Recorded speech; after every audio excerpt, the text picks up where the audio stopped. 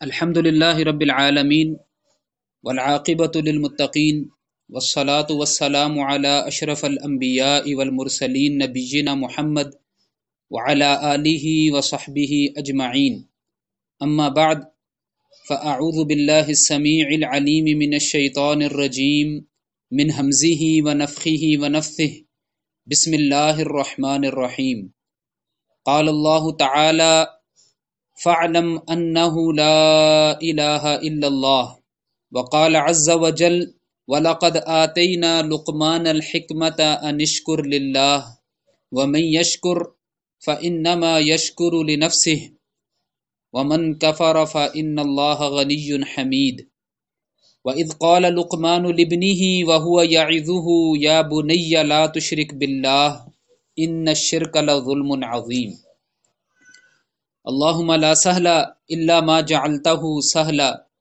وانت اذا شئت جعلت الحزن سهلا اللهم يسر لنا كل امر عسير انك على كل شيء قدير اللهم انفعنا بما علمتنا وعلمنا ما ينفعنا وزدنا علما اللهم صل على محمد وعلى آل محمد كما صليت على ابراہیم وعلى آل ابراہیم انك حمید مجید اللهم بارک علی محمد وعلى آل محمد كما بارکت علی ابراہیم وعلى آل ابراہیم انك حمید مجید۔ ہم نے پچھلی دو نشستوں میں ایمان باللہ کے متعلق جو ہے وہ تفصیل سے پڑھا ہے۔ اللہ رب العزت کا قرآن اس کے اوپر ہمیں کیسے رہنمائی کرتا ہے، رسول اللہ صلی اللہ علیہ وسلم کی احادیث کے اندر ہمیں اس کی کیا رہنمائی ملی ہے۔ تو ہم نے ایمان باللہ کو اللہ رب العزت کی توفیق سے کوشش کی ہے کہ اس کے جتنے جوانب بیان ہوئے ہیں اور جس کو ہم سے پہلے بڑے بڑے علماء اپنی کتابوں میں تحریر کرتے آئے ہیں اور امت جس کو ہمیشہ سے جو مانتی آئی ہے، ہم ان سارے جوانب کو سمجھیں، کوشش کریں کہ اللہ رب العزت نے ان کے اندر کیا فرمایا ہے۔ جیسے میں نے اس سے پہلے بھی کئی مواقع پر یہ بات پیش کی ہے کہ کسی چیز کو سمجھنے کے لیے ایک اس کا ایجابی پہلو ہوتا ہے، یعنی اس کا مثبت پہلو ہے، یا کسی چیز کو ثابت کرتے ہیں، کسی چیز کو قبول کرنا ہوتا ہے تو اس کے لیے ان چیزوں کا ثبوت چاہیے ہوتا ہے، یعنی وہ کر کے دکھانی ہوتی ہیں۔ جس چیز کا حکم دیا جاتا ہے نا ایمان کے متعلق، اعتقاد رکھنے کے متعلق، عبادات کے اندر، تو اس کا ایک پہلو یہ ہوتا ہے کہ وہ کر کے دکھانی ہے، یہ کام کرنے ہیں، اس کا اثبات ہے، وہ اس کا ایجابی پہلو ہے۔ ایک اس کا سلبی پہلو ہوتا ہے، سلبی اس معنی میں کہ یہ چیزیں نہیں کرنی ہیں اسی کام کے متعلق، ایک ہی چیز، ایک ہی کام ہے، ایک ہی عقیدہ ہے، ایک ہی عبادت ہے، ایک ہی عمل ہے، ایک ہی فکر اور سوچ ہے، تو اس کے دو پہلو ہیں۔ ایک یہ کہ ایک چیز اس کے متعلق کرنی ہے یا اس کو قبول کرنا ہے، دوسرا یہ کہ اس چیز کی نفی کرنی ہے یا وہ چیزیں نہیں کرنی ہیں۔ تو یہ ایجابی اور سلبی دونوں پہلو جو ہیں وہ ایک چیز کے اندر۔ آج کی جو آیت ہم نے سورہ محمد کی، اس سے پہلے بھی کئی مرتبہ میں نے تلاوت کی ہے، لیکن آج جو اس کو تلاوت کرنے کا مقصد یہ ہے کہ اس نقطے کو اس آیت سے ہم سمجھیں جو کلمہ لا الہ الا اللہ کے اندر اللہ تعالیٰ نے بیان کیا ہے، یعنی ہماری اسلام کی بنیاد ہے یہ کلمہ، اور ہم سب یہ جانتے ہیں اس کا اللہ تعالیٰ نے علم حاصل کرنے کا حکم دیا ہے۔ فَاعْلَمْ أَنَّهُ لَا إِلَهَ إِلَّا اللَّهُ۔ تو ہم جانتے ہیں کہ کلمہ لا الہ الا اللہ کے اندر یہی دو پہلو ہیں، ایک ایجابی اور ایک سلبی، یا ایک چیز کو قبول کرنا ہے، اس کا اثبات ہے، اور ایک چیز کی نفی ہے، بلکہ نفی مقدم ہے، یعنی پہلے نفی ہے لا الہ اور پھر الا اللہ، پہلے انکار ہے اور پھر اقرار ہے۔ تو دونوں پہلو ہوتے ہیں۔ اس کی اور مثال سمجھ لیجئے، ہمیں پتہ ہے کہ نماز پڑھنے کے کچھ فرائض ہیں، مشہور بات ہے جی کہ نماز کا وقت ہونا چاہیے، قبلے کی طرف رخ ہونا چاہیے، بندہ باوضو ہونا چاہیے، جس جگہ پر نماز پڑھنے لگے ہیں وہ پاک ہو، اسی طریقے سے اور بہت ساری، یہ اس کے وہ ہیں جو کر کے دکھانی ہے، اثبات۔ اچھا، اور کسی چیزوں سے رکنا ہے، جی کسی چیزوں سے گندی جگہ پر نہیں پڑھنا ہے، ناپاک جگہ پر نہیں پڑھنا ہے۔ اچھا، زوال کا وقت ہے یا کوئی اور ممانعت کے اوقات ہیں تو غروب اور طلوع کا وقت ہے سورج کے اس وقت نہیں پڑھنا ہے. جہاں پر مجسمے ہیں مثال کے طور پر وہاں پر نہیں پڑھنے ہیں. تو اس طریقے سے اور یعنی کہ ایک چیز جن کا کر کے دکھانا اور ایک چیز جس کا انکار کرنا ایک ہی کام کے متعلق.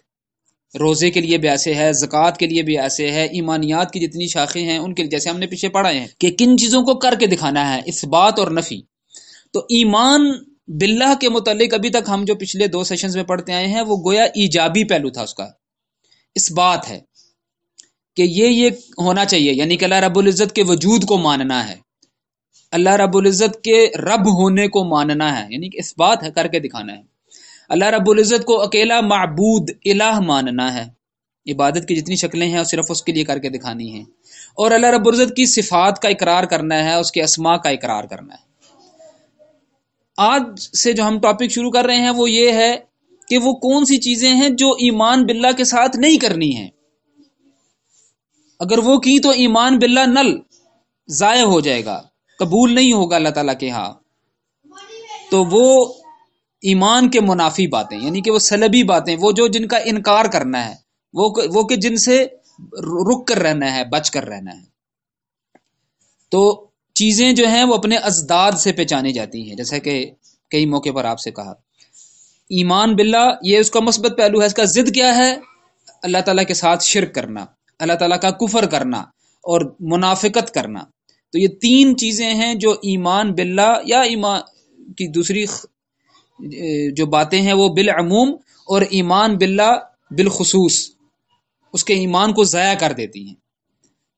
تو آج کا جو ہمارا ٹاپک ہے وہ ان تینوں نکات یعنی کہ شرک، کفر اور نفاق، ان میں سے جو پہلا ہے یعنی کہ شرک، اس کے اوپر ہمارا جو ہے وہ آج کا درس ہوگا.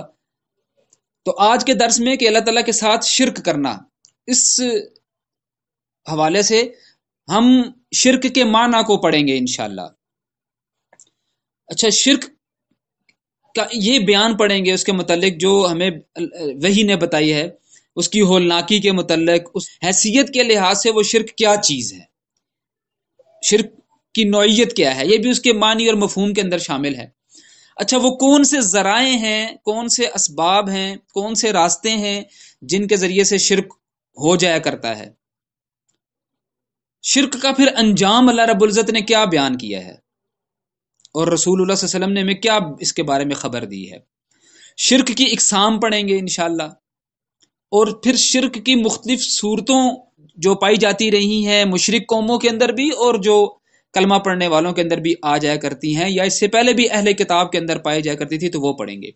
تو یہ 6 جوانب سے ہم شرک کے متعلق ہم جو ہے تفصیل سے انشاءاللہ پڑھیں گے. آج کی نشست میں ہم زیادہ نہیں تو پہلی 3 انشاءاللہ اس کا احاطہ کرنے کی کوشش کریں گے اللہ تعالیٰ کی توفیق سے.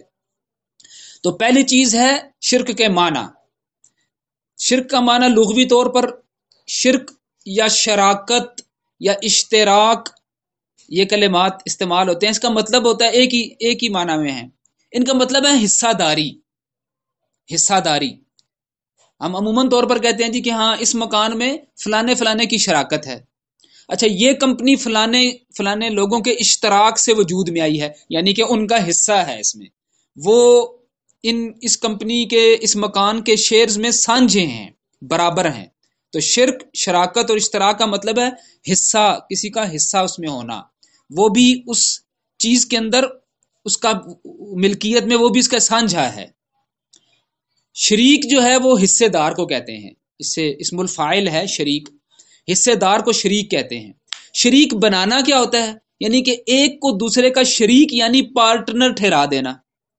یعنی کہ ہم ابھی تک کوئی چیز تھی ہمارے پاس، ہم نے کہا جی کہ یہ فلانے کی ملکیت ہے، ایک ہی بندہ تھا، لیکن تھوڑی دیر بعد کہا نہیں، اس میں اس چیز کے اندر فلانا بھی شریک ہے، یعنی کہ وہ بھی اس کا حصے دار ہے، پارٹنر ہے. عرب کہتے ہیں کہ ان دو کو ملا دیا، یعنی کہ اشرکا بینہما، ان دونوں کو ملا دیا، یعنی ان کی ملکیت میں ان دو کو کر دیا. ٹھیک ہے، ملا دیا یعنی کہ ان دو کو اس کی ملکیت کے بارے میں کہا کہ یہ دونوں کی ہے، یا اس کے کام میں دوسرے کو شریک کر دیا. یعنی کہ یہ کام اس بندے کا اکیلا تھا، جب ہم نے کہا کہ اس کو شریک کر دیا تو گویا اس نے بھی اس کو حصے دار بنا دیا یا اس کو اس کا پارٹنر بنا دیا. یعنی جب یہ کام دو دو کے لیے کر دیا. تو یہ لنگوسٹیکلی اس کے میننگ آپ لسان العرب کے اندر دیکھیں گے. اصطلاحی اور شرعی معنی میں شرک کے کیا معنی ہیں؟ اصطلاحی یا شرعی معنی میں شرک کے معنی ہے کہ اللہ رب العزت کے علاوہ کسی اور کو بھی اس کے ساتھ ملا دینا. یعنی اللہ رب العزت احد تھا، واحد تھا، احد تھا، لیکن کسی اور کو بھی ملا دیا. ابھی وہ ملانے کی آگے تفصیل آئے گی. یعنی کہ اس کے ساتھ کسی کا حصہ رکھ دیا، یا اس کے منصب پر کسی کو اس کا شریک بنا دیا. یعنی جس چیز پر اللہ رب العزت کا حق تھا اس پر کسی دوسرے کا بھی حق تسلیم کر لیا، کم کیا یا زیادہ کیا. لیکن ایک چیز پر صرف اللہ کا حق تھا لیکن اس پر دوسرے کا بھی کسی کا حق بنا دیا، تو گویا اس کو شریک کر دیا. ایک اللہ کے علاوہ کسی اور ہستی کی عبادت کرنا، یہ بھی ایک شرک کی ایک بڑی آسان فہم تشریح ہے، اور یہی ٹھیک ہے کہ اللہ رب العزت کے علاوہ کسی اور ہستی کو اس کی عبادت میں شریک کرنا شرک یہ ہے. یعنی عبادت کا لفظ اہم ہے. اللہ تعالیٰ کو مخلوق سے تشبیہ دینا یہ بھی شرک ہے، اور مخلوق کو اللہ تعالیٰ سے تشبیہ دینا یعنی اللہ تعالیٰ کو مخلوق کی طرح سمجھ لینا یہ بھی شرک ہے. جیسے کہ ہم نے پچھلی نشست میں صفات باری تعالیٰ کے اندر جو ہے تمثیل اور تشبیہ کے اندر اس بات کو پڑھائے ہیں. یا مخلوق کو اللہ تعالیٰ کی کوئی صفت دے دینا، اس کی بھی تفصیل انشاءاللہ آگے آئے گی کہ اللہ رب العزت کی ایک صفت ہے الوہاب. الوہاب کا مطلب ہے دینے والا، داتا. اب یہ داتا اللہ رب العزت کے علاوہ کسی اور کو تصور کر لیا، کم یا زیادہ اس کو بھی تسلیم کر لیا، تو یہ شرک ہے. مخلوق کو اللہ تعالیٰ کی کوئی صفت دے دینا، اس جیسا بنا دینا. ٹھیک ہے جی. ان اللہ ثالث ثلاثہ، جیسے کہ عیسائیوں کا نصارہ کا قول ہے کہ اللہ تین میں سے ایک ہے، یعنی اللہ کے علاوہ بھی کوئی اور ہیں جو اس کی طرح ہیں، نعوذ باللہ. تو یہ شرک ہے. اسی طریقے سے اور اللہ تعالیٰ کی بہت ساری صفات ہیں. وہ لوگوں کی دعائیں سنتا ہے، مجیب الدعوات ہے، اور عربی کے کلمات ہیں مجیب الدعوات، دعاؤں کا قبول کرنے والا. فارسی میں لفظ ہے غوث. غوث غوث کا مطلب ہے جو تکلیف میں رہ کر کسی کو پکارے اور وہ اس کی پکار کو سن کر اس کی تکلیف کو دور کر دے، اس کے لیے کلمہ استعمال ہوتا ہے غوث، فریاد رس جس کو اردو میں کہتے ہیں. دوسروں کی دعائیں سننے والا، فریاد رسی کرنے والا. ابھی ہم نے عربی کے کلمات پڑھے مجیب الدعوات، تو دعاؤں کو سننے والا تو اللہ ہے. کسی اور کو غوث کہنا، حتیٰ کہ غوث الاعظم کہہ دینا، یہ اللہ تعالیٰ کے ساتھ سری شرک ہے. اللہ رب العزت بندوں کی مدد کرتا ہے. اردو میں اس کے لیے کلمہ استعمال کرتے ہیں دستگیری کرنا. دستگیری کرنا، اللہ تعالیٰ کے علاوہ کسی اور کو دستگیر سمجھنا، داتا دستگیر سمجھنا. اللہ رب العزت لوگوں کی تکالیف کو دور کرتا ہے، وہ مشکل کشا ہے. اللہ رب العزت کے علاوہ کسی اور کو مشکل کشا سمجھنا، کسی مخلوق کو اللہ کی طرح اس کو بھی یہ صفت دے دینا، تو یہ ساری شرک کی تعریف کے اندر آتی ہیں. اللہ تعالیٰ کے ساتھ اس کی ربوبیت میں، جس کی ربوبیت کو ہم پڑھ رہے ہیں 3-4 پہلوؤں سے، اللہ کا خالق ہونا، اللہ کا حاکم ہونا، اللہ رب العزت کا متصرف الامور ہونا، متدبر ہونا، اللہ رب العزت کا فیصلہ اور حکم بندوں کے اوپر اور تمام مخلوقات کے اوپر ہونا، اور اللہ رب العزت کا الہ ہونا بھی اللہ رب العزت کی ربوبیت میں شامل ہے. تو ان تمام چیزوں میں اللہ کے علاوہ کسی اور کو خالق مان لینا، اللہ کے علاوہ کسی اور کا حکم اپنے لیے روا رکھنا، تو یہ اللہ رب العزت کے ساتھ شرک ہوتا ہے. یہ ربوبیت میں ہو گیا، اس کی عبادت میں ہو گیا، اس کے ناموں اسماء و صفات میں، یہ سارا اس کے اوپر ہم نے تفصیل سے بھی بات کر رہے ہیں. یعنی وہ جو خالص اللہ تعالیٰ کے لیے تھا اس کی مخلوق کو دے دینا، یہ شرک ہے. آج ہمارا المیہ یہ ہے کہ ہم جو ہے وہ شرک پر بات نہیں کرنا چاہتے ہیں. وجہ یہ ہے کہ مرور زمانہ کے ساتھ، وقت گزرنے کے ساتھ ساتھ ہمارے اندر ایسی خرافات آ گئی ہیں، چاہے وہ اس وقت کے زیادہ گزر جانے کا نتیجہ ہو، چاہے وہ ہمارا ہندوؤں کے ساتھ رہنے کی وجہ سے ہو، چاہے وہ ہمارا قرآن اور سنت کو اپنے مراجع سے نہ سمجھنے کی وجہ سے ہو، پہلو تہی کرنے کی وجہ سے ہو، جیسا بھی ہے. کیونکہ جب ہم جن اعمال میں اپنے معاشرے میں انوالو ہو چکے ہوتے ہیں تو ان کے مخالف آباء و اجداد وہ کام کرتے آ رہے ہوں، جی اس کے اوپر تسلسل ایک چلتا آ رہا ہو، اس کے مخالف سے سننا جو ہے وہ ہماری طبیعتوں پر گراں گزرتا ہے. اس لیے ہم शिर्क के माना को ही नहीं समझना चाहते, कुफर को ही नहीं समझना चाहते। अक्सर ऐसे होता है कि जी ये चीज समझ लेंगे तो यार अभी तक तो हम ये करते आए हैं तो फिर क्या बनेगा, शिर्क को समझ जाएंगे तो अभी तक तो हम ये करते आए थे तो क्या बनेगा। तो ये एक बहुत बड़ी जहालत है। आपको पता है ना कि कानून की अहद शिकनी करना, कोई कानून एक बन गया है, आम आम दुनिया के कानून देख लीजिए, एक कानून बन गया, उस कानून को तोड़ देना ये एक ऑफेंस है, एक जुर्म है। लेकिन अगर कोई बंदा, उसको पुलिस वाला पकड़ ले, उसको जो भी अथॉरिटी है पकड़ ले, वो कहे जी मुझे पता नहीं था इस कानून का, तो आपको पता उसने एक और जुर्म किया है। कानून का ना पता होना भी एक उससे बड़ा जुर्म है। तो लिहाजा अगर हम आंखें बंद कर लेंगे तो ऐसा नहीं होगा कि शिर्क की हकीकत बदल जाएगी, कुफर की हकीकत बदल जाएगी, ऐसा नहीं है। तो इन ये जितनी जितनी बातें आगे हम चलते जा रहे हैं इन क्लासेस के अंदर, हर मौजू पहले से ज्यादा अहम है। हमने तौहीद उलूहियत के ऊपर काफी फोकस किया, उसके बाद तौहीद अस्मा व सिफात के ऊपर किया, उससे भी बढ़कर इसके अपोजिट जो चीज है, इसका मुतजाद है शिर्क, उसको पहचानना अहम है। शिर्क की होलनाकी क्यों इतनी ज्यादा है, हम क्यों कह रहे हैं कि ये इतना अहम है? क्योंकि अल्लाह रब्बुल इज़्ज़त ने सूरह लुकमान की आयत भी मैंने मुकद्दमे में पढ़ी है, अल्लाह ताला ने बयान फरमाया, जो लुकमान अपने बेटे को नसीहत करते हुए कह रहे हैं कि या बुनैया ला तुशरिक बिल्लाह, ऐ मेरे बेटे। बहुत सारी नसीहतें उन्होंने की हैं, सूरह लुकमान का वो रुकू पढ़ने के काबिल है, सारा कुरान ही पढ़ने के काबिल है, लेकिन वो खसूसी तौर पर उसको तवज्जो देनी चाहिए कि वो आगाज यहां से करते हैं अपने बेटे को नसीहत करने की कि या बुनैया ला तुशरिक बिल्लाह, मेरे प्यारे बेटे शिर्क नहीं करना। क्यों? इन्न शिर्क लज़ुल्मुन अज़ीम, शिर्क सबसे बड़ा जुल्म है, सबसे बड़ा जुल्म है। जुल्म क्यों है? क्योंकि इस तरह बंदा अल्लाह ताला की जो खास हक था वो किसी और को दे दिया है। आमतौर पर दुनिया में जुल्म किसको कहते हैं? जिसने बड़ा जुल्म किया, और जी ये जमीन, ये मकान, ये प्रॉपर्टी, ये जायदाद इसकी थी, इसका हिस्सा था, लेकिन इसको इसको नहीं दिया, बड़ा जुल्म किया। फलानी चीज के ऊपर ये मलकियत उसकी थी, उसको नहीं दी, ये बड़ा जुल्म किया। तो अल्लाह रब्बुल इज़्ज़त की जो मलकियत है, यहां पर एक नुक्ता और समझ लीजिए। हमारे यहाँ अमूमन आमतौर पर हम ये जुमला कह दिया करते हैं, और जी अल्लाह रब्बुल इज़्ज़त हकूकुल्लाह को माफ कर देगा लेकिन हकूकुल इबाद को नहीं बख्शेगा। ये बड़ा फजूल, बड़ा जाहिलाना जुमला है। हकूकुल इबाद की अहमियत को किसी भी पैराए में मैं कम नहीं करना चाहता, वो अपनी अहमियत है, और कोई शक नहीं है कि जब तक क़यामत के दिन अगर किसी ने अगर दुनिया के अंदर किसी ने किसी बंदे का हक मारा होगा, तो क़यामत के दिन उस वक्त तक उस गुनाह से उसकी खलासी नहीं होगी जब तक कि वही बंदा आकर उसको माफ ना कर दे। बिल्कुल कोई शक नहीं है। हकूकुल इबाद ऐसे नहीं है कि सिर्फ इस्तगफार करते हुए माफ हो जाएंगे, लेकिन ये क्या इस चीज का तकाजा करता है कि आप हकूकुल्लाह की अहमियत को गिरा दें? भी पहला हक है अल्लाह को पहचानना, ला इलाहा इल्लल्लाह। पहला हक है कि अल्लाह ताला के साथ शिर्क नहीं करना, पहला ही नफी है, ला इलाहा। तो ये शिर्क करना गोया अल्लाह के हक को सल्ब करना है, जुल्म है। तो ये हकूकुल्लाह में से है पहला, अल्लाह ताला का हक है। जैसे कि एक हदीस इंशाल्लाह आगे हम बयान करेंगे, नबी सल्लल्लाहु अलैहि वसल्लम अपने एक छोटे साहबी, छोटी उम्र के हैं, वो कहते हैं कि बेटे क्या तुम जानते हो कि बंदे का अल्लाह के ऊपर हक क्या है और फिर अल्लाह का बंदे के ऊपर हक क्या है? सहाबा कराम ऐसे ही किया करते थे कि नबी सल्लल्लाहु अलैहि वसल्लम से पूछते क्या करते थे कि अल्लाह बेहतर जानता है या नबी सल्लल्लाहु अलैहि वसल्लम आप बेहतर जानते हैं? तो नबी सल्लल्लाहु अलैहि वसल्लम फरमाते हैं कि बंदे के ऊपर हक ये है अल्लाह का कि वो उसके साथ किसी को शरीक ना करे। मुत्तफकुन अलैहि हदीस है, सहीहैन के अंदर ये हदीस है कि बंदे के ऊपर ये जरूरी है, हक है कि वो अल्लाह ताला के साथ किसी को शरीक ना ठहराए, और फिर अल्लाह के ऊपर हक यह बंदे का कि वो उसको बख्श दे, उसको माफ कर दे। तो पहला हक, हकूकुल्लाह कैसे माफ हो सकते हैं?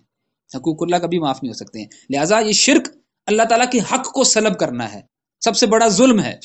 तो जब दूसरों को वो हक दे दिया तो ये सबसे बड़ा जुल्म है, उसके बराबर ठहरा दिया।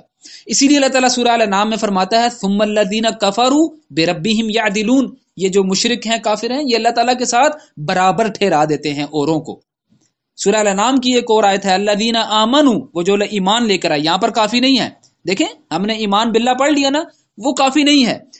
अल्लाह ताला की ये कुरान की आयत इसके ऊपर दलालत करती है, अल्लज़ीना आमनू वलम यलबिसू ईमानहुम बिजुल्मिन, कि जो ईमान लाए और अपने ईमान में जुल्म की मिलावट नहीं की, उलाइका लहुमुल अमन व हुम मुहतदून, उनके लिए ही अमन है, वही हिदायत याफ्ता है। सहाबा कराम ने कहा, अय्युना ला नज़लमु, ہم میں سے کون ہے جو اپنے آپ پر ظلم نہیں کرتا ہوگا؟ نبی صلی اللہ علیہ وسلم نے فرمایا کہ یہ اس سے مراد وہ نہیں ہے جو تم لے رہے ہو، بلکہ اس سے مراد لقمان کا وہ قول ہے جو اپنے بیٹے کو انہوں نے کیا تھا کہ ان الشرک لظلم عظیم. تو جو سورہ الانعام کی آیت میں ہے وَلَمْ يَلْبِسُوا إِيمَانَهُمْ بِظُلْمٍ، تو وہاں ظلم سے مراد شرک ہے. تو ایمان باللہ ساتھ شرک کی پہچان اور اس سے الگ ہونا، ملاوٹ تک بھی نہیں کرنا، ذرا سا شائبہ بھی نہیں آنے دینا، تو تب ایمان قابل قبول ہوگا. تو اتنا بڑا ظلم ہے شرک. دوسری کیا کہ نبی صلی اللہ علیہ وسلم نے پوچھا الا انبئکم باکبر الکبائر، کیا تمہیں میں بڑی باتوں میں سے سب سے بڑی بات نہ بتاؤں؟ یعنی بڑی چھوٹی تو ختم ہی ہوگی نا، بڑی باتوں میں سے بھی سب سے بڑی بات نہ بتاؤں؟ فرمایا ضرور بتائیے. 3 مرتبہ پوچھا. قالوا بلا یا رسول اللہ صلی اللہ علیہ وسلم، قال الاشراک باللہ، اللہ رب العزت کے ساتھ شراکت داری کروانا، وحقوق الوالدین، پھر دوسرے نمبر پر والدین کی نافرمانی کرنا. اور حدیث کو روایت کرنے والے صحابی کہتے ہیں کہ پھر نبی صلی اللہ علیہ وسلم نے ٹیک لگائی ہوئی تھی، اپنی ٹیک چھوڑ دی اور فرمایا وقول الزور وقول الزور وقول الزور، جھوٹی گواہی دینا، جھوٹی گواہی دینا. تو پہلے کس بات کو ذکر کیا؟ اللہ تعالیٰ کے ساتھ شرک، سب سے بڑا گناہ، سب سے بڑا. اور دوسری یہ دونوں متفق علیہ ہیں، بخاری کے اندر مسلم کے اندر حدیث ہیں. ای الذنب اعظم عند اللہ، اب تم جانتے ہو کہ کون سا گناہ سب سے بڑا ہے اللہ تعالیٰ کے ہاں؟ قال ان تجعل للہ ندا وهو خلقک، کہ آپ اللہ رب کے ساتھ ند بنائیں، اس کا مد مقابل ٹھہرائیں، اس کا پارٹنر بنائیں، جبکہ اس نے تم کو پیدا کیا ہے اور تم اس کو جھٹلاتے بھی نہیں ہو.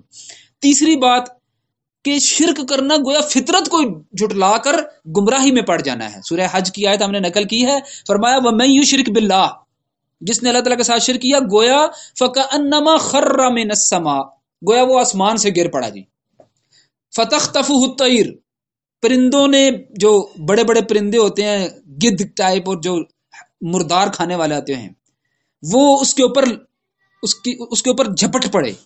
او تہوی بہ الریح فی مکان سحیق، یا جو تیز اور تند ہوائیں ہیں وہ اس کو دور جا کر کہیں پھینک دے. تو شرک کرنے والے کی مثال اللہ تعالیٰ نے اس کی ہولناکی کو یوں بیان کیا ہے کہ گویا وہ کوئی چیز آسمان سے گرے تو یا تو ان کے درمیان میں پرندے ہی اس کو اچک لیں اور اس کا ریزہ ریزہ کر دیں، یا ہوا اس کو دور جا کے کہیں پھینک دے. تو شرک اتنی بڑی اس کی ہولناکی کو اللہ تعالیٰ نے بیان کیا ہے. اب ہم شرک کے ذرائع اور اسباب کو بیان کریں گے. تیسری بات کو، یعنی کہ پہلے ہم نے اس کے معنی کو بیان کیا، دوسرا اس کے ہولناکی کو، اور تیسرا اس کے شرک کے ذرائع اور اسباب کو. پہلا اس میں یہ ہے نیک لوگوں کی تعظیم میں غلو کرنا. غلو یعنی کہ ان کو بڑھا چڑھا کر پیش کرنا. اللہ تعالیٰ نے پہلے ہی سورہ نساء میں، سورہ مائدہ میں، یہ آیت 2 جگہ پر آئی ہے، پہلے ہی کہہ دیا تھا، اگرچہ خطاب اہل کتاب سے تھا لیکن سبق اہل ایمان کو بھی دیا جا رہا تھا. یا اہل الکتاب لا تغلو فی دینکم، اے اہل کتاب تمہارے شرک کی وجہ یہ ہے تم نے بڑھا چڑھا کر پیش کیا ہے انبیاء کرام کو. کبھی تم کہتے ہو عزیر ابن اللہ، کبھی تم کہتے ہو مسیح ابن اللہ. تو یہ غلو کیا تم نے ان کی ذوات میں، ان کی ذات کے اندر، مسیح علیہ السلام کی اور عزیر علیہ السلام کی. تو اس غلو سے بچو. وَلَا تَقُولُوا عَلَى اللَّهِ إِلَّا الْحَقِّ، اللہ کے بارے میں سوائے سچی بات کے اور کچھ نہیں کرو. اور یہی بات سنن ابن ماجہ کے اندر نبی صلی اللہ علیہ وسلم فرماتے ہیں یا ایھا الناس ایاکم والغلو فی الدین، اے لوگو خبردار ہو جاؤ، تمہارے اوپر ضروری ہے کہ دین کے اندر غلو سے بچو. فَإِنَّهُ أَهْلَكَ مَنْ كَانَ قَبْلَكُمْ الْغُلُوُّ فِي الدِّينِ، بالکل اس آیت کی تفسیر ہو رہی ہے کہ اس سے پہلے تمہارے جو لوگ گزرے ہیں ان کو بھی دین کے اندر غلو کر دینے والوں نے ہلاک کر دیا تھا. اور نبی صلی اللہ علیہ وسلم کیسے لوگوں کو سکھا رہے ہیں، فرمایا لا تطرونی کما اطرت النصارى ابن مریم، مجھے اتنا بڑھا چڑھا کر پیش مت کرو جس طرح نصارہ نے، عیسائیوں نے ابن مریم یعنی عیسیٰ ابن مریم علیہ السلام کو بڑھا چڑھا کر پیش کیا، ان کو ابن اللہ تک کہہ دیا. فانما انا عبدہ، میں اللہ کے بندے کے علاوہ اور کچھ بھی نہیں ہوں. انما یعنی صرف، سوائے اس کے نہیں، انا عبدہ، میں تو اس کا بندہ ہوں. فقولوا عبد اللہ ورسولہ، تو مجھے اللہ رب العزت کا بندہ اور اس کا رسول کہنا. نبی صلی اللہ علیہ وسلم نے کتنا واضح جو ہے تلقین کر دی کہ مجھے بڑا چڑھا کر پیش نہیں کرنا. آج نبی صلی اللہ علیہ وسلم کے لیے کیا کیا القابات پیش کیے جاتے ہیں،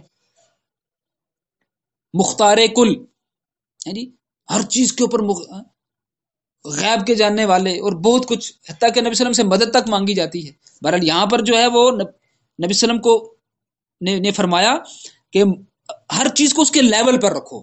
اللہ رب العزت خالق ہے، الہ ہے، رب ہے، اور میں کیا ہوں؟ اس کا بندہ، اس رب کا بندہ. میں وہ معبود ہے، میں عابد ہوں. عبد اللہ، عابد اس کا بندہ، اللہ کا بندہ ہوں. تو یہ جو سب سے بڑی چیز آئی ہے، اور یہ جو شرک کا ذریعہ ہے نا، یہ اکثر کتاب والوں کے اندر آتا ہے، جن کے پاس پہلے سے اللہ تعالیٰ کی کتاب موجود ہو، جیسا کہ یہودیوں میں ہوا، جیسا کہ عیسائیوں میں ہوا، اور آج کتاب اللہ تعالیٰ کی ہمارے پاس موجود ہے. تو یہ شرک کا وہ رستہ ہے، وہ ذریعہ ہے جو اکثر اہل کتاب کے اندر، یعنی کتاب کے ماننے والوں کے اندر آتا ہے، کیونکہ بہت سارے ایسی ملتیں ہیں جو کسی آسمانی کتابوں کو نہیں مانتی ہیں، ان کے اندر شرک کے اور ذرائع ہوتے ہیں، جس کا آگے ذکر آئے گا انشاءاللہ. ایسے ہی دوسرا جو رستہ ہے، ذریعہ ہے، وہ ہے قبروں کے ذریعے سے. نبی صلی اللہ علیہ وسلم اپنی، یہ دیکھیں صحیح بخاری کی ہم کتاب المغازی سے وہ باب بھی لائے ہیں، اپنی وفات کے دنوں کے اندر یہ تلقین کر رہے ہیں اور یہ خبر دے رہے ہیں، لعنت اللہ علی الیہود والنصارى، یہودیوں اور عیسائیوں پر اللہ کی لعنت ہو، اتخذوا قبور انبیائہم مساجدا، انہوں نے انبیاء کی قبروں کو سجدہ گاہ بنا لیا تھا. مساجد سجدہ کرنے کی جگہ.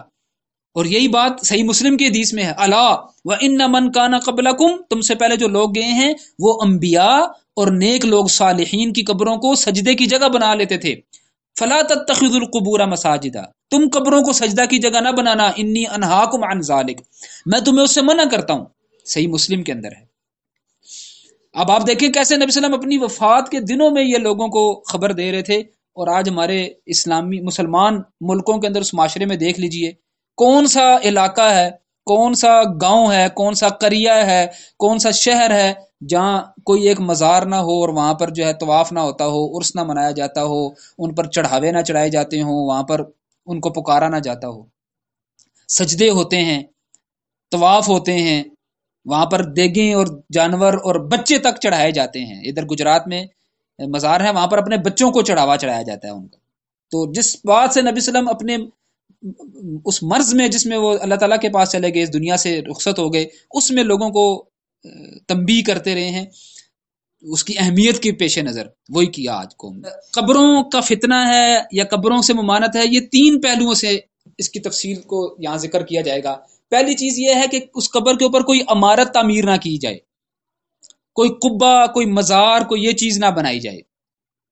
صحیح مسلم کے اندر ہے، علی رضی اللہ تعالیٰ عنہ سے حدیث ہے، وہ اپنے شاگرد کو بھیجتے ہیں، کہتے ہیں میں تمہیں اس طرف نہیں بھیجوں جس طرف مجھے نبی صلی اللہ علیہ وسلم نے جس کام کے لیے بھیجا تھا، وہ یہ اللہ تدع تمثالا الا تمستہ، تم کوئی بھی مورتی، تصویر نہ دیکھو مگر اس کو توڑ دو، ختم کر دو. ولا قبرا مشرفا الا سویتہ، کوئی اونچی کوہان والی بڑی قبر نہ دیکھو مگر اس کو زمین کے برابر کر دو. تو قبروں کو توڑنے کے لیے نبی صلی اللہ علیہ وسلم نے علی رضی اللہ تعالیٰ عنہ کو بھیجا تھا. صحیح مسلم کی حدیث ہے. ایسے ہی صحیح مسلم کی دوسری حدیث ہے اسی باب کے اندر، وہ جابر رضی اللہ تعالیٰ عنہ سے انہوں نے فرمایا نبی صلی اللہ علیہ وسلم نے منع کیا ہے ان یجسس القبر، کہ قبر کو پختہ بنایا جائے، ان یقعد علیہ، یا اس کے اوپر بیٹھا جائے. اب یہ بیٹھنے کے کئی انداز ہو سکتے ہیں، قبر کے اوپر ویسے بیٹھ جانا جا کر، یہ بھی قبر کی تعظیم کے خلاف ہے، یعنی کہ ظاہر بات ہے قبر اس لیے نہیں ہے کہ اس کے اوپر جا کے بیٹھا جائے. لیکن یہاں جو مراد ہے، جو شرک سے منع کر رہے ہیں، وہ یہ ہے وہاں پر مجاور بن کے بیٹھا جائے، ادھر بیٹھ جائے اور قبر کے اندر اوپر چلے کاٹے جائیں اور وہاں پر عرس اور میلے لگائے جائیں اور وہاں پر جو ہے وہ لوگوں کو بھی اس کی دعوت دی جائے اور اس قبروں کی جو ہے نا کمائی کھائی جائے. یہ ہے وہاں پر ممانت. ان یقعد علیہ، اس قبروں پر بیٹھ جایا جائے. وان یبنى علیہ، یا اس کے اوپر کوئی قبہ، کوئی مزار، کوئی عمارت تعمیر کی جائے. کتنے واضح بیانات تھے نبی صلی اللہ علیہ وسلم کے، لیکن ہم اس سے جو ہے ہمارے عام معاشرہ اسلامی جو ہے وہ اس سے بہت دور ہے. تو نبی صلی اللہ علیہ وسلم اس یہ منع کرتے آئے ہیں، اور صحیح حدیث مسلم کی حدیث ہے. تو یہ پہلی چیز ہوگی قبر کے حوالے سے.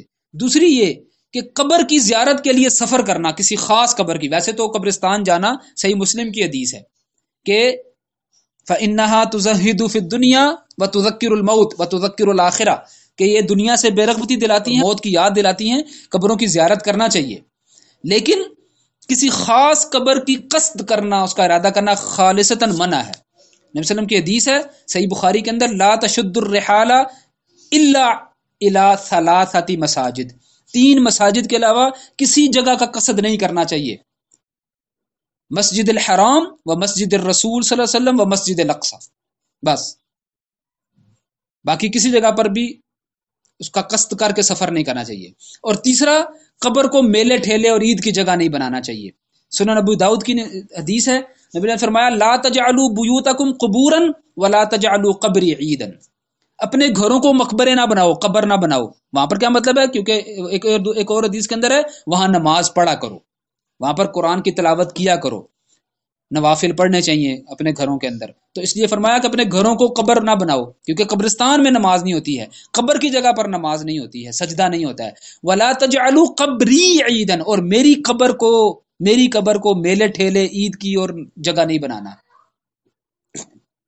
ایسے ہی صحیح موطا امام مالک کی روایت ہے، نبی صلی اللہ علیہ وسلم یہ دعا کرتے چلے گئے ہیں، اللہم لا تجعل قبری وثن یعبد، اے اللہ میری قبر کو بت نہ بنا دینا جس کو پوجا جائے، کیونکہ اشتد غضب اللہ علی قوم، اللہ رب العزت کا غصہ اور غضب اس قوم کے اوپر آتا ہے، اتخذوا قبور انبیائہم مساجد، جو انبیاء کرام کی قبروں کو سجدہ گاہ بنا لیتے ہیں۔ تو یہ قبر کے حوالے سے 3 پہلو تھے۔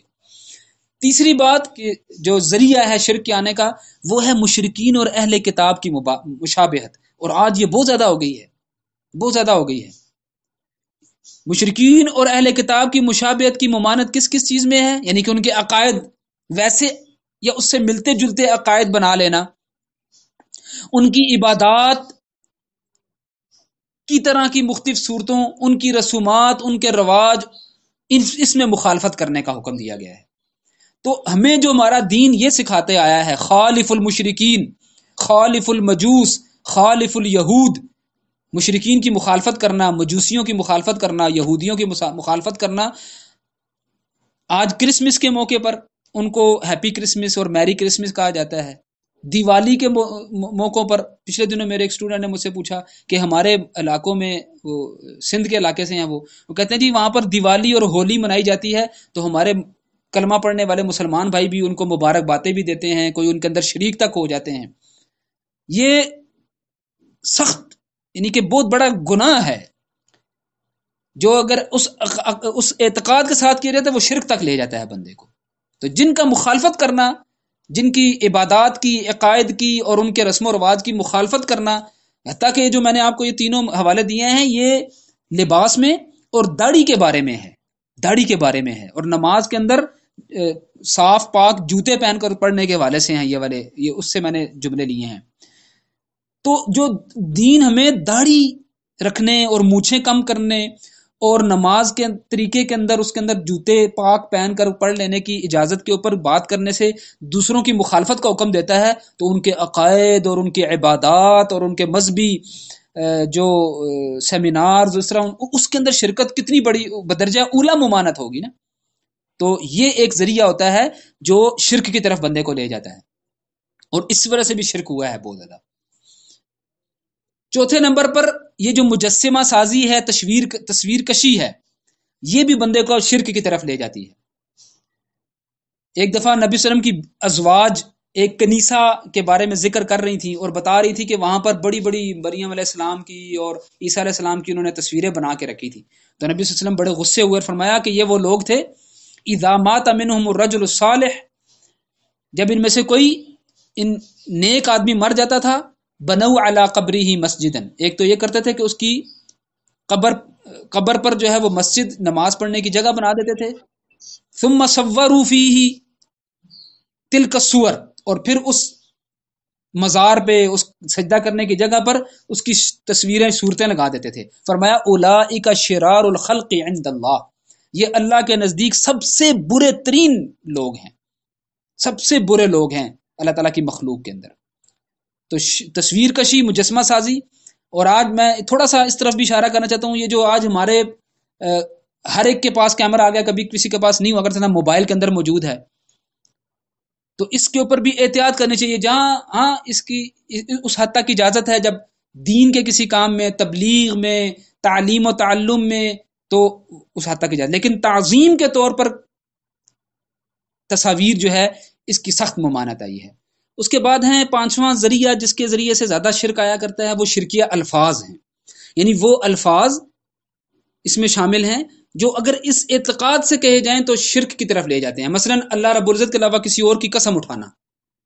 نبی صلی اللہ علیہ وسلم کی حدیث ہے سنن نسائی کے اندر، من حلف بغیر اللہ فقد اشرک، جس نے اللہ رب العزت کے علاوہ کسی اور کی قسم اٹھائی. دیکھیں آج ہمارے اوپر کتنا عام رواج ہے، اپنے ماں باپ کی، اپنے کسی بچے کی، تمہارے سر کی قسم، والدہ کی قسم، ماں کی قسم، باپ کی قسم، ٹھیک ہے، تمہاری قسم. تو یہ جو ہے نا وہ شرک کی طرف، شرک اکبر کی طرف لے جاتا ہے. ابھی ہم انشاءاللہ شرک کی اقسام پڑھیں گے تو بتائیں گے کہ یہ شرک کی کون سی قسم میں سے ہے، لیکن اعتقاد اگر اس کے اندر پختہ ہو گیا تو یہی شرک اس بڑے شرک کی طرف لے جائے گا. اسی طرح کے الفاظ کے اندر کہ ایک بندے نے نبی صلی اللہ علیہ وسلم کے پاس آیا اور اس نے کہا ما شاء للہ وشئتا، کہ جو اللہ رب العزت نے چاہا اور جو آپ نے چاہا. سنن نسائی کی حدیث ہے کہ نبی صلی اللہ علیہ وسلم نے فرمایا اجعلتنی للہ عدلا، کیا تو نے مجھے اللہ رب العزت کے برابر کر دیا؟ قل ما شاء اللہ وحدہ، قل ما شاء اللہ، بس صرف ایک کہو کہ اللہ رب العزت جو چاہے گا. ایسے ہی نبی صلی اللہ علیہ وسلم ایک واعظ، ایک خطیب کے پاس سے گزرے تو اس نے کہا کہ من یطع اللہ ورسولہ فقد رشد، جس نے اللہ کی اطاعت کی اور رسول کی اطاعت کی وہ مقصد کو پہنچ گیا، وہ سیدھے رستے پر ہے. وَمَن يَعْصِهِمَا فَقَدْ ضَلَّ وَغَوَى، جس نے ان دونوں کی نافرمانی کی یعنی اللہ رسول کی تو وہ گمراہ ہو جائے گا. نبی صلی اللہ علیہ وسلم نے فرمایا بئس الخطیب انت، تم کتنے برے خطیب ہو، تم نے مجھے اللہ تعالیٰ کے ساتھ ایک ہی سیگے میں جوڑ دیا ہے. قل وَمَن يَعْصِ اللَّهَ وَرَسُولَهُ فَقَدْ ضَلَّ وَغَوَى، بلکہ یہ کہو کہ جس نے اللہ کی نافرمانی کی اور جس نے رسول کی نافرمانی کی. تو الفاظ کے اندر کتنی احتیاط کی ہے نبی صلی اللہ علیہ وسلم نے ہمیں تلقین کی ہے. ٹھیک ہے، آج ہم کیا کہہ دیتے ہیں جی اللہ کے حوالے اور نبی کے حوالے، جی اللہ نبی وارث، بلکہ اب تو وہ دونوں نکل گئے ہیں، اب تو علی وارث صرف چلتا ہے. یعنی اللہ کو بھی بھول گئے، نبی کو بھی، تو حالانکہ نبی کو شریک کرنے سے ممانعت تھا، اب تو داتا وارث اور دستگیر وارث اور غوث الاعظم وارث اور پتہ نہیں کہاں کہاں چلے گئے آگے. تو وہ جو اللہ رب العزت کے ساتھ ایسے کلمات شریک کرنے سے منع کر کے گئے ہیں صلی اللہ علیہ وسلم، اور ہم نے کیا کیا. تو الفاظ جو ہے نا وہ بہت اہمیت کے حامل ہوتے ہیں. آخری چیز جو ہے وہ یہ ہے کہ پیچھے ہم نے الفاظ کی جانب اشارہ کیا ہے، یہاں پر کچھ ایسے اعمال ہیں جو شرک کی طرف لے جاتے ہیں، اور اس میں بھی وہی بات ہے کہ اگر اس اعتقاد سے کیے جائیں گے تو وہ شرک کی طرف لے جائیں گے. جیسے گلے، بازو، کلائی، پاؤں میں دھاگا یا کڑا وغیرہ باندھنا، ٹھیک ہے، اگر یہ اس اعتقاد سے کیے جائیں گے کہ یہ ہمیں تکلیف سے بچائیں گے، یہ ہمیں بیماری سے بچائیں گے، یہ ہمیں نظر بد سے بچائیں گے، یہ ہمیں مصیبت سے بچائیں گے، تو اس کے اوپر اعتماد کر لیا. اس کی تفصیل انشاءاللہ آگے اس کے اوپر ہم پیش کریں گے. اسی طریقے سے نظر بد کے لیے بچوں کے گلے میں تعویذ باندھ، اور عموماً ہے ہمارے معاشرے میں عام ہے، یہ بچوں کے گلے میں تعویذ ڈالا ہوا تھا جی، بچہ ڈر جاتا ہے جی نظر بد نہ لگ جائے. اس طریقے سے شرکیہ دم اور وہ تعویذات جس کے اندر شرکیہ کلمات ہوتے ہیں، آپ کبھی وہ پوڑیوں کو کھول کر دیکھیں اس کے اندر کیا ہے، یا جبرائیل یا میکائیل اور یا وہ کس کس کو دعائیاں دی گئی ہوتی ہیں، یا وہ ہوتا ہے، یا کوئی اس کے اندر جادو اور منتر کے کلمات ہوتے ہیں. اور جادو اور منتر کا انشاءاللہ ہم کفر کے اندر اس کی تفصیل سے پڑھیں گے کہ وہ بھی کفر ہے. اچھا، اس طرح کے ان اعمال میں ایک وہ بھی ہے کہ جہاں پر شرکیہ افعال سر انجام دیے جاتے ہوں، جہاں بھی مشرکین کی کوئی ایسی جگہیں ہیں جہاں پر وہ عید مناتے ہیں، جہاں پر وہ اپنی قربانیاں کرتے ہیں اپنے معبودوں کے لیے، یا ہمارے معاشرے کے اندر یہ قبریں ہیں، مزارات ہیں جہاں پر لوگ شرکیہ افعال سر انجام دیتے ہیں.